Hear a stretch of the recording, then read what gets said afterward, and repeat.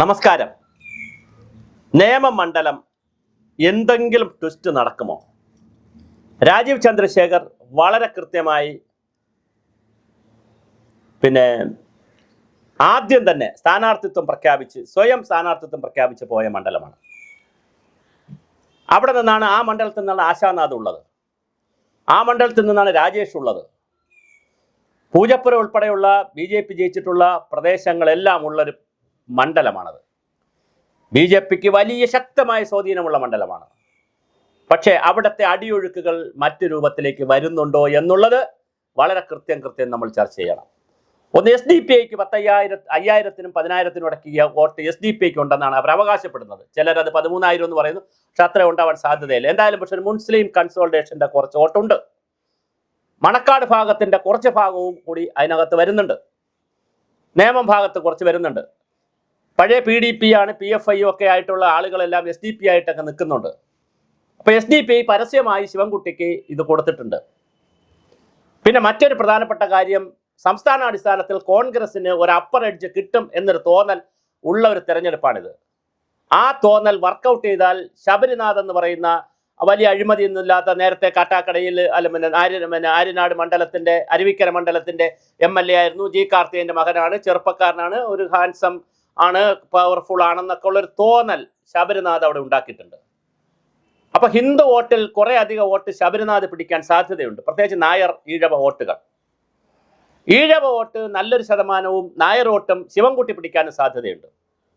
അങ്ങനെ വരുമ്പോൾ മുസ്ലിം വോട്ട് അവിടെ നിർണായകമായി മാറുമ്പോൾ ക്രിസ്ത്യൻ വോട്ട് വലിയൊരു നിർണായക സ്വാധീനമുള്ള മണ്ഡലമല്ല.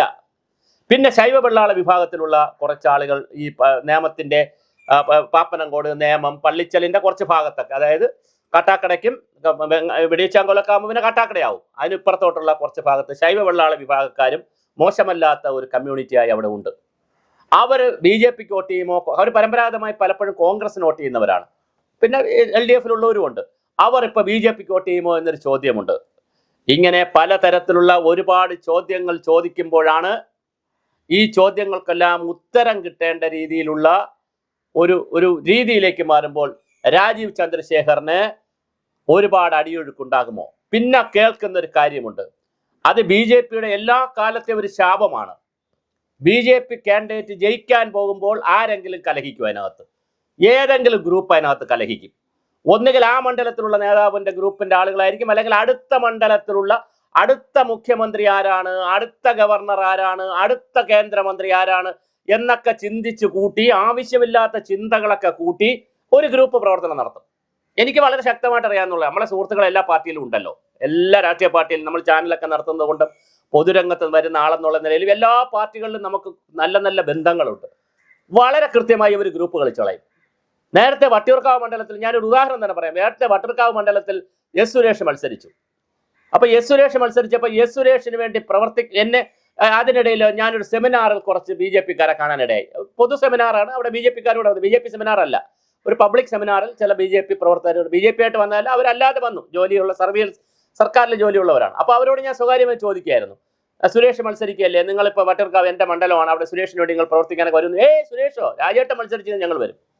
ഇങ്ങനെ രാജേട്ടൻ, മുരളിയേട്ടൻ, പിന്നെ രാജീവ് ചന്ദ്രശേഖരൻ, കൃഷ്ണേട്ടൻ, പിന്നെ രമേശേട്ടൻ, ശോഭ ചേച്ചി, ഇങ്ങനെ കുറച്ച് ഗ്രൂപ്പുകളുണ്ട് ഇതിനകത്ത്. വ്യക്തി അധിഷ്ഠിതമായ ആളുകൾ BJP ഗ്രൂപ്പുണ്ട്. അവർ പിന്നെ RSS വേറെ, BJP വേറെ, അങ്ങനെയുണ്ട്.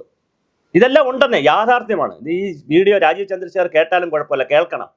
ഈ ഗ്രൂപ്പുകളെയൊക്കെ കൃത്യമായി കോർഡിനേറ്റ് ചെയ്യാൻ ചേട്ടന്മാരും അനിയന്മാരെയൊക്കെ മാറ്റി സ്ഥാനാർത്ഥിക്ക് വേണ്ടി കോർഡിനേറ്റ് ചെയ്ത് വന്നില്ലെങ്കിൽ രാജീവ് ചന്ദ്രശേഖരൻ്റെ കാലുവാരും. ഇത് വളരെ കൃത്യമാണ്. കഴിഞ്ഞ തെരഞ്ഞെടുപ്പിൽ, ലോക്സഭാ തെരഞ്ഞെടുപ്പിൽ കൃത്യമായി രാജീവ് ചന്ദ്രശേഖർ ജയിക്കേണ്ടതാണ്. എന്തുകൊണ്ട് തിരുവനന്തപുരം മണ്ഡലത്തിൽ, ഹിന്ദു ഭൂരിപക്ഷമുള്ള മണ്ഡലത്തിൽ ഉൾപ്പെടെ അടിയൊഴുക്കുകൾ ഉണ്ടായി? ക്രിസ്ത്യൻ പ്രദേശത്തുണ്ടാകാത്ത അടിയൊഴുക്ക് തിരുവനന്തപുരത്ത് പലയിടത്തും ഉണ്ടായി. ഞാൻ ഓരോ മണ്ഡലമായിട്ടോ വാർഡായിട്ടോ പറയുന്നില്ല, അത് ശരിയല്ല, എങ്കിൽ പിന്നെ അത് വ്യക്തിയധിഷ്ഠിതമാവും. ഇതുണ്ട്. ഈ അടിയൊഴുക്ക് വന്നാൽ രാജീവ് ചന്ദ്രശേഖർ വീണ് പോകും.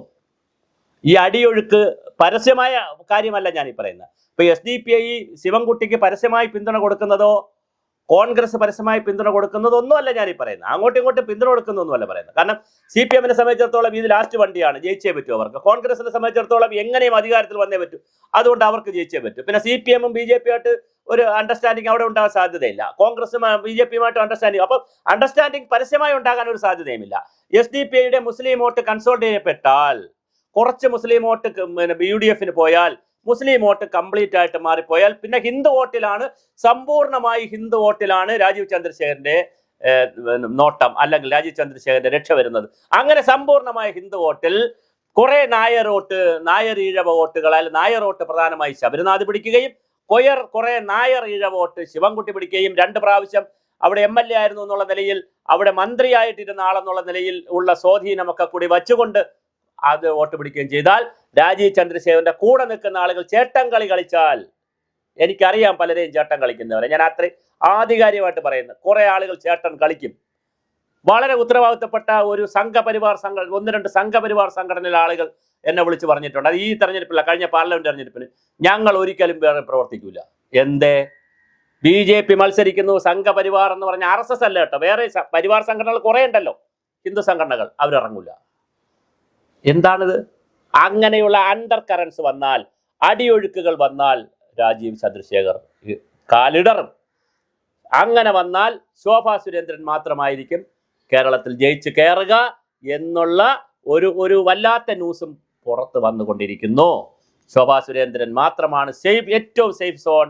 തൊട്ട് താഴെ മുരളീധരനുണ്ട്, അതിന് താഴെ അതുപോലെ തന്നെ രാജീവ് ചന്ദ്രശേഖർ സെക്കൻഡ് സോണിലുണ്ട്. പക്ഷെ ഫസ്റ്റ് സേഫ് സോണിൽ നിൽക്കുന്നത് ശോഭാ സുരേന്ദ്രനാണ്. മറ്റ് സ്ഥലങ്ങളിൽ ഞാൻ ഈ പറഞ്ഞ അണ്ടർ കറൻസ്, അടിയൊഴുക്കുകൾ പരസ്പരം വെട്ടുന്നത്, അത് നേതാക്കൾ പറഞ്ഞിട്ടല്ല വെട്ടുന്നത്. മുരളിയേട്ടന്റെ കൂടെ നിൽക്കുന്നവര് മുരളിയേട്ടനെ ജയിപ്പിച്ചെടുക്കണം, രാജീവ് ചന്ദ്രശേഖരനെ തോൽപ്പിക്കണമെന്ന് വിചാരിക്കും.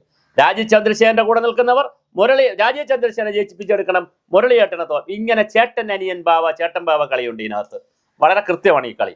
അങ്ങനെ കളിക്കുന്നത് വരുമ്പോൾ 2 കൂട്ടരും തോറ്റുപോകും എന്നുള്ളതാണ് ചരിത്രപരമായ BJP-യുടെ ഒരു ബുദ്ധിമുട്ട്. അതുകൊണ്ട് വളരെ കൃത്യമായ വോട്ട് കൺസോൾട്ടേഷൻ നടത്തുന്നതിൽ വിജയിച്ചില്ലെങ്കിൽ രാജീവ് ചന്ദ്രശേഖർ ഈ പറയുന്ന ഹൈപ്പ്, പുറത്ത് കാണിക്കുന്ന പ്രചണ്ഡമായ പ്രചരണവും റോഡ് ഷോയും ഒക്കെ കാണിക്കുന്ന ആ ഒരു കറണ്ട് അകത്ത് ഇല്ലെങ്കിൽ, അകത്ത് ഒഴുകുന്ന അണ്ടർ കറൻസ് ആണ്, അടിയൊഴുക്കാണ് വോട്ടിനെ എന്നുള്ളതാണ് ശരാശരി രാഷ്ട്രീയം. അവിടെ അടവുകൾക്കും തന്ത്രങ്ങൾക്കുമാണ് പ്രാധാന്യം. അതിൽ ചാമ്പ്യനാണ് ഇപ്പുറത്ത് നിൽക്കുന്ന 2 പേരും. അതുകൊണ്ട് തന്നെ കൃത്യമായി നമുക്ക് ഇതുകൂടി ഒന്ന് മനസ്സിലാക്കിക്കൊണ്ട് നോക്കാം. രാജീവ് ചന്ദ്രശേഖരന്റെ കാൽ ഇടറുമോ?